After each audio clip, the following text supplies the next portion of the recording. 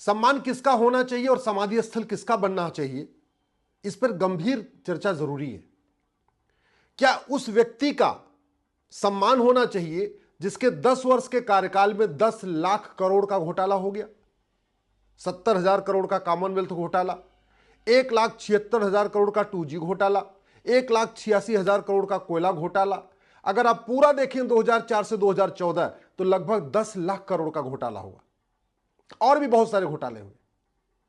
क्या उस व्यक्ति का सम्मान होना चाहिए और उसका समाधि स्थल बनना चाहिए सरकारी पैसे से, जनता के पैसे से, जिसने संविधान की धज्जियां उड़ाते हुए 2004 में सत्ता मिलते ही, शपथ लेते ही एक नेशनल माइनॉरिटी एजुकेशन एक्ट बनाया और भारत में समुदाय विशेष को फायदा देने के लिए जो स्कूल थे, कॉलेज थे, engineering college, medical college, law college, उनको माइनॉरिटी स्टेटस देना शुरू कर दिया बिना माइनॉरिटी को डिफाइन किए हुए। कौन होगा माइनॉरिटी, 1% वाला, 0.5% वाला, वो डिफाइन नहीं किया। न भारत के संविधान में माइनॉरिटी डिफाइन है, न 2004 में कानून बनाते समय माइनॉरिटी को डिफाइन किया गया। इसके बावजूद सारी यूनिवर्सिटीज को, कॉलेजेस को, engineering college, medical college, law college को माइनॉरिटी का स्टेटस देना शुरू कर दिया। क्या उस व्यक्ति को सम्मान मिलना चाहिए जिसने पहली बार एक समुदाय विशेष को फायदा पहुंचाने के लिए भारत में माइनॉरिटी अफेयर मिनिस्ट्री की शुरुआत किया? पहली बार भारत में माइनॉरिटी अफेयर मिनिस्ट्री 2006 में बनी है। उसके पहले तक केवल सोशल जस्टिस मिनिस्ट्री हुआ करती थी, जिसको कहते थे सामाजिक न्याय मंत्रालय। सभी गरीबों का कल्याण उसी के जरिए होता था। लेकिन 2006 में पहली बार के रहमान खान साहब को अल्पसंख्यक कल्याण मंत्री बनाया गया और अल्पसंख्यक कौन होगा किसी को नहीं पता, और यह काम किया गया था केवल तुष्टीकरण करने के लिए। क्या वो व्यक्ति सम्मान का अधिकारी है जिसने कहा था कि भारत के संसाधनों पे पहला हक एक समुदाय विशेष का है? क्या वो व्यक्ति सम्मान का अधिकारी है जिसने 2010 में विदेशी फंडिंग कराने के लिए एफसीआरए कानून बनाया?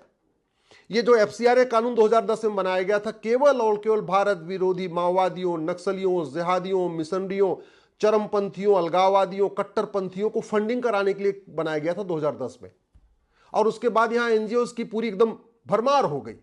हालांकि वर्तमान सरकार ने करीब 5 लाख एनजीओ का लाइसेंस रद्द किया, लेकिन फंडिंग अभी भी चल रही है। तो उस व्यक्ति को सम्मान मिलना चाहिए जिसने भारत को बर्बाद करने के लिए विदेशी फंडिंग का रास्ता खोला था।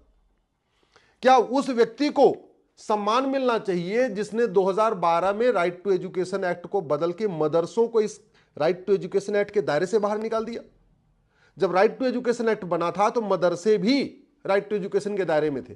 2012 में इस कानून में संशोधन किया गया, मदरसों को राइट टू एजुकेशन के दायरे से बाहर निकाला गया। नतीजा यह है, मदरसे में कौन पढ़ा रहा है, मदरसे में क्या पढ़ाया जा रहा है, मदरसे में कौन पढ़ रहा है, मदरसे में कौन सी किताब चल रही है, मदरसे की कहां से फंडिंग आ रही है, यह सरकारी अधिकारी जाके ऑडिट नहीं कर सकते। और किसके कहने पर किया गया था? जमीयत उलमा हिंद और पर्सनल लॉ बोर्ड के प्रधानमंत्री कौन? मनमोहन सिंह जी। क्या उनका सम्मान होना चाहिए? बिल्कुल संविधान विरोधी कानून। क्या उस व्यक्ति का सम्मान होना चाहिए जिसने 2013 में जाते जाते वक्फ एक्ट को बदला और बदल के इसमें इतनी पावर दे दिया कि वक्फ बोर्ड जहां चाहे हाथ रख दे वो जमीन वक्फ की? लैंड जिहाद करने के लिए इससे बड़ा घटिया कोई कानून ही नहीं है। और 2013 में मनमोहन सिंह जी के द्वारा किए गए इस अमेंडमेंट के कारण ही वक्फ बोर्ड 1,500 साल पुराने गांव पे कब्जा करना शुरू कर देता है। 1,500 साल पुराने मंदिरों को कहता है ये भी वक्फ प्रॉपर्टी है। नदियों के किनारे, झील के किनारे, समुद्र के किनारे, हाईवे के किनारे, सबको वक्फ प्रॉपर्टी डिक्लेयर कर देता है। इस समय पूरे देश में जो पूरी तरीके से लैंड जिहाद चला है उसका बड़ा कारण है 1995 में जो नरसिम्हा राव साहब ने अमेंडमेंट किया। उसके बाद सबसे बड़ा जो तेजी के साथ लैंड जिहाद शुरू हुआ 2013 में, जब नरसिम्हा राव, ये मनमोहन सिंह जी ने इस कानून में बदलाव किया था। क्या उस व्यक्ति को सम्मान मिलना चाहिए जिसने 2013 में दिल्ली की प्राइम करोड़ों की लैंड को वक्फ प्रॉपर्टी को दे दिया, वक्फ बोर्ड को दे दिया? क्या उस व्यक्ति को सम्मान मिलना चाहिए जिसने यासीन मलिक का स्वागत किया, कश्मीर के अलगाववादियों का स्वागत किया, कभी इस बात की चिंता नहीं किया कि 1990 में जिन लोगों का नरसंहार हुआ उनको न्याय कब मिलेगा, उसकी चिंता नहीं किया, यासीन मलिक से हाथ मिलाते रहे? क्या उस व्यक्ति को सम्मान मिलना चाहिए जिसने 1984 में सिख दंगों में जो लोग मारे गए थे उनके परिवार को न्याय दिलाने के लिए कोई प्रयास नहीं किया? 10 साल प्रधानमंत्री थे, खुद भी सिख थे, पूरे देश में 1984 में सिखों का नरसंहार हुआ था, लेकिन केवल प्रधानमंत्री बने रहने के लिए कभी उन्होंने सिख नरसंहार में सजा दिलाने का कोई प्रयास नहीं किया। कभी भी मनमोहन सिंह जी ने 10 साल के प्रधानमंत्री रहते हुए धर्मांतरण रोकने के लिए कोई प्रयास नहीं किया। उल्टा उनके द्वारा जो ऐसी योजनाएं थी जिससे धर्मांतरण बढ़ रहा था, स्वाभाविक सी बात है, ये जो अल्पसंख्यक मंत्रालय बनाया गया इसका मूल उद्देश्य ही था धर्मांतरण को प्रमोट करना। अल्पसंख्यक मंत्रालय का बजट जितना ज्यादा होगा धर्मांतरण उतना ज्यादा होगा, क्योंकि मान लो कोई आदमी हिंदू है तो उसको 5 योजना मिल रही है, अगर वो कन्वर्ट होकर क्रिश्चियन बन जाएगा, मुस्लिम बन जाएगा तो उसको 50 योजना मिलती है। तो स्वाभाविक सी बात है ये पूरा मंत्रालय बनाया गया था धर्मांतरण प्रमोट करने के लिए। क्या मनमोहन सिंह जी ने कभी भी जिहाद मजहबी उन्माद रोकने के लिए कोई प्रयास किया?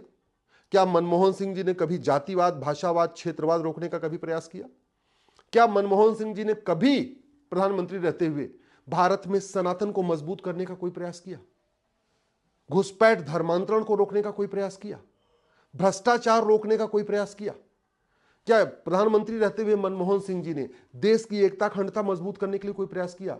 जानते हैं भारत का सबसे खतरनाक कानून जो बना नहीं बच गया वो था कम्युनल वायलेंस बिल, और उस बिल को ड्राफ्ट किसके कार्यकाल में ड्राफ्ट हुआ था? मनमोहन सिंह जी के। लेकिन चूंकि सोनिया जी उस बिल को ड्राफ्ट करवा रही थी, सत्ता में रहना जरूरी था, प्रधानमंत्री पद पे बने रहना जरूरी था, इसलिए मनमोहन सिंह ने कभी उसका विरोध नहीं किया। हाँ, उल्टा भारत के संसाधनों पर पहला हक, चाहे वो मुंबई दंगा हुआ हो, मुंबई में कसाब आता है, या और भी ऐसी घटनाएं हैं, कभी आपने मनमोहन सिंह जी ने तुष्टीकरण के खिलाफ कुछ बोला? भारत में मजहब के आधार पर नियम चल रहे हैं, मजहब के आधार पर बोर्ड चल रहे हैं, मजहब के आधार पर ट्रिब्यूनल चल रहे हैं, मजहब के आधार पर योजनाएं, इनको किसने प्रमोट किया? कभी आपने सोचा? और अब उन मनमोहन सिंह जी की समाधि स्थल सरकारी पैसे से, सरकारी स्थान पे, पब्लिक लैंड पे, पब्लिक मनी से बनाने की बात हो रही। कांग्रेस के नेताओं को शर्म भी नहीं आती है क्या? जिस मनमोहन सिंह जी को यूज करके उन्होंने पूरी सनातन को खत्म करने की प्लानिंग किया था, अब उन्हीं मनमोहन सिंह जी के समाधि स्थल बनाना चाहते हैं। ठीक है, समाधि स्थल बने, लेकिन कम से कम इस बात की चर्चा होनी चाहिए कि किसकी समाधि स्थल बनना चाहिए, किसकी नहीं बनना चाहिए, क्या उन्होंने वास्तव में कार्यकाल किया। सच्चाई तो यह है कि 10 साल में कम से कम 100 बार उन्होंने संविधान की धज्जियां उड़ाई थी। 10 साल में मनमोहन सिंह जी ने 100 बार संविधान विरोधी कानून किया था। कई कानूनों को तो मैंने खुद भी चैलेंज किया हुआ है, लेकिन इस बात पे अब निष्पक्ष चर्चा होनी चाहिए। प्रत्येक प्रधानमंत्री के कार्यकाल पे क्या हो रहा है, इस पे निष्पक्ष चर्चा जरूरी है। भाषण क्या दे रहा है व्यक्ति वो इंपॉर्टेंट नहीं है, काम क्या कर रहा है वो इंपॉर्टेंट है। इसलिए समय आ चुका है कि किसी भी प्रधानमंत्री को भारत रत्न दिया जाए, किसी व्यक्ति को भारत रत्न दिया जाए, या उसका सम्मान किया जाए, या उसका समाधि स्थल बनाया जाए, तो उसके कार्य का लेखा जोखा होना चाहिए और निष्पक्ष उसकी समीक्षा होनी चाहिए। यदि आप प्रधानमंत्री हैं और भ्रष्टाचार के खिलाफ कठोर कानून नहीं बना रहे और भ्रष्टाचारियों को संरक्षण दे रहे हैं, आप खुद भले भ्रष्टाचार नहीं कर रहे हैं, इसका मतलब आप खुद भी भ्रष्ट हैं, नैतिक रूप से भ्रष्ट हैं। चलिए, आर्थिक रूप से भ्रष्ट नहीं है तो नैतिक रूप से भ्रष्ट है। यदि आप प्रधानमंत्री हैं, आपके पास शक्ति है, आप अपराध रोक सकते हैं, धर्मांतरण रोक सकते हैं, घुसपैठ रोक सकते हैं, लेकिन आप चुपचाप बैठे हुए हैं, शांत होकर देख रहे हैं, इसका मतलब आप घुसपैठियों के समर्थक हैं, मिशनरियों के समर्थक हैं, जिहादियों के समर्थक हैं। यदि आप प्रधानमंत्री हैं और आप कानून को नहीं बदल रहे भारत को सुरक्षित करने के लिए, इसका मतलब आप चाहते हैं कि भारत असुरक्षित हो जाए। यदि आप प्रधानमंत्री हैं, आपके पास पूरा अधिकार है, पूरी शक्ति है, आप नियम कानून को बदल के भारत में घूसखोरी, कमीशनखोरी, जमाखोरी, मिलावटखोरी खत्म कर सकते हैं, कालाबाजारी खत्म करवा सकते हैं, नशा तस्करी खत्म करवा सकते हैं, मानव तस्करी खत्म करा सकते हैं, लेकिन आप शांत बैठे हैं, इसका मतलब आप चाहते हैं कि नशा तस्करी से भारत बर्बाद हो जाए, मानव तस्करी चलती रहे, सब घुसपैठ भी चलती रहे, धर्मांतरण भी चलता रहे। अगर आप सक्षम हैं, आप प्रधानमंत्री हैं और फिर भी आप शांत होकर बैठे हुए हैं, गुडी गुडी खेल रहे हैं, केवल वोट की खातिर, केवल सत्ता पे बने रहने के लिए, तो आप सम्मान के अधिकारी नहीं हैं। आपका समाधि स्थल नहीं बनना चाहिए, सार्वजनिक स्थान पे तो बिल्कुल नहीं बनना चाहिए, सार्वजनिक पैसे से बिल्कुल नहीं बनना चाहिए। मेरा मानना है सम्मान उसी व्यक्ति का होना चाहिए जिसने पूरे जीवन भर सम्मान योग्य काम किया हो। तुष्टीकरण करने वालों का, भ्रष्टाचारियों का समर्थन करने वालों का, आतंकवादियों, जिहादियों, माओवादियों, नक्सलियों का समर्थन करने वालों का न सम्मान होना चाहिए, न उनको किसी भी प्रकार का अवार्ड, चाहे पद्म भूषण हो, चाहे विभूषण हो, चाहे भारत रत्न, ये नहीं मिलना चाहिए।